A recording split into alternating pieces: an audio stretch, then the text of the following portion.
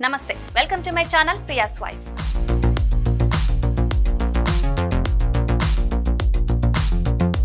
శరీరాన్ని హైడ్రేటెడ్ గా ఉంచేందుకు రోగాల బారిన పడకుండా కాపాడుకోవడానికి నీరు ఎక్కువగా తాగడం అవసరం.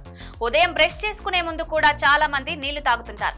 రోజుకు 10 నుంచి 12 గ్లాసుల నీరు తాగాలని చెప్తున్నారు. చలికాలంలో 6 నుండి 8 గ్లాసుల నీళ్లు తాగాలి. అయితే అవసరమైన దానికంటే ఎక్కువ నీరు తీసుకోవడం వల్ల కూడా కొన్ని సమస్యలు వస్తాయి.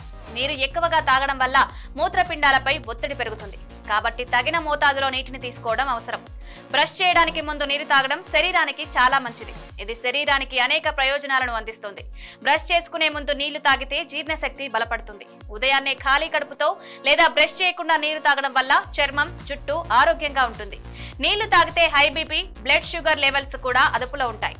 ఇది ఊబకాయం వంటి సమస్యలను కూడా దూరం చేస్తుంది. నోరు పొడిబారడం వల్ల నోటి దుర్వాసన వస్తుంది.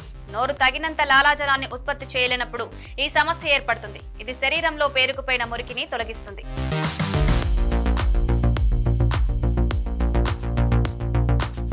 మరిన్ని వీడియోస్ కోసం సబ్స్క్రైబ్ చేసుకుని కిందున్న బెల్ ఐకాన్ని నొక్కండి. థాంక్యూ.